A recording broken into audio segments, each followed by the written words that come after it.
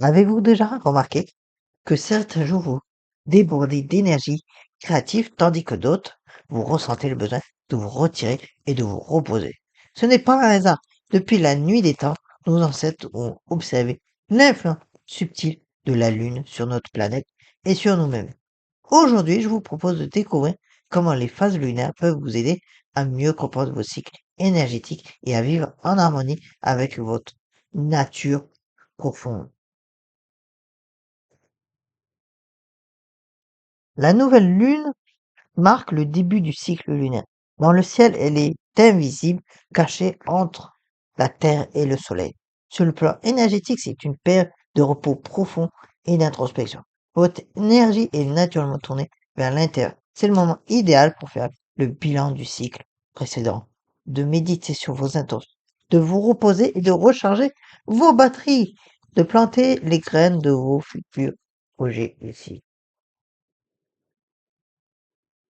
Et un petit conseil pratique, créez un rituel de nouvelle lune, tel que allumer une bougie, prenez votre journal et écrivez vos intentions pour les 29 jours à venir. Ne cherchez pas à aller, contentez-vous de rêver et d'imaginer. Entre la nouvelle lune et la pleine lune, notre satellite grossit chaque nuit. On appelle cette période la phase croissante. Énergétiquement, vous sentez la force revenir. C'est le moment de passer à l'action sur les intentions plantées lors de la nouvelle lune.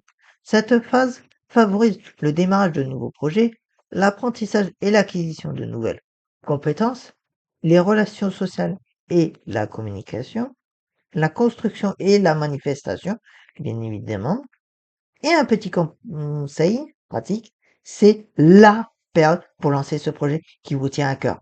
Prendre ce rendez-vous important ou commencer cette nouvelle habitude. L'énergie cosmique vous soutient dans vos efforts. La pleine lune, c'est le climax du cycle. Elle illumine le ciel de toute sa splendeur.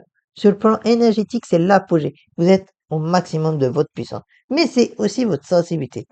Cette phase apporte une intensité émotionnelle accrue, des prises de conscience importantes, un magnétisme personnel amplifié, une clarté mentale ou une confusion si vous êtes débordé.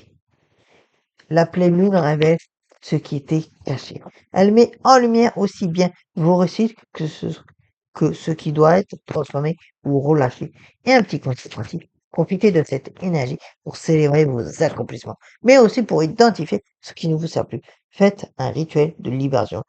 Par exemple, écrivez sur un papier ce dont vous voulez vous défaire, puis brûlez-le en toute sécurité. Mais attention, si vous vous sentez submergé émotionnellement pendant la pleine lune, c'est normal. Accordez-vous, de la douceur.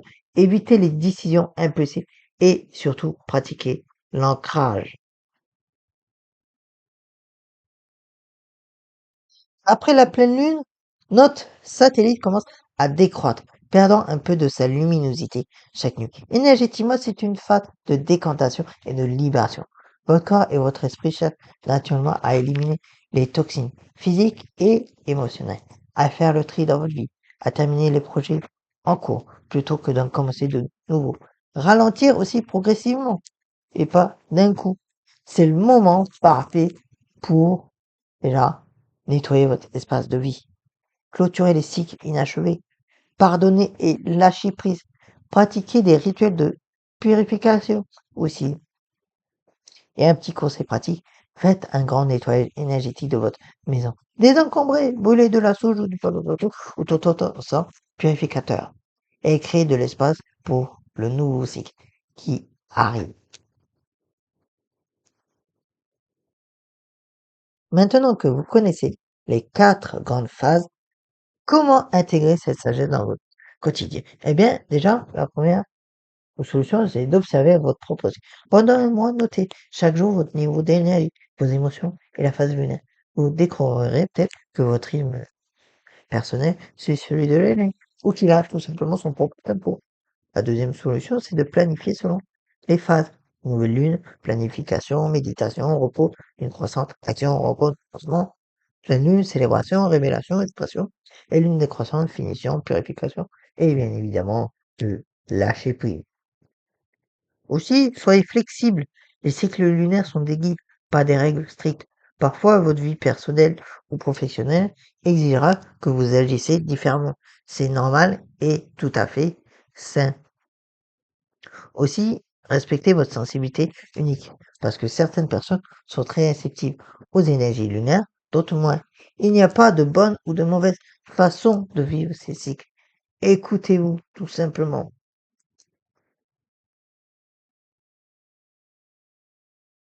La Lune a toujours été un guide silencieux pour l'humanité. En vous reconnectant à ses rythmes, vous vous reconnectez à votre propre nature cyclique, à votre sagesse intérieure. Vous n'êtes pas fait pour être productif et énergique tous les jours de l'année. Vous êtes fait pour danser avec les cycles, pour honorer vos saisons intérieures. Alors ce soir, levez les yeux vers le ciel et observez la Lune. Et demandez-vous, où en suis dans mon propre cycle? De quoi ai-je vraiment besoin en ce moment?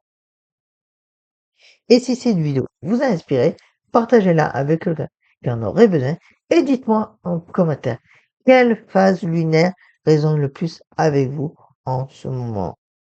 Et n'oubliez pas de vous abonner pour plus de contenu sur la spiritualité et le développement personnel en harmonie avec les cycles naturels. À très bientôt et que la lune éclaire votre chemin.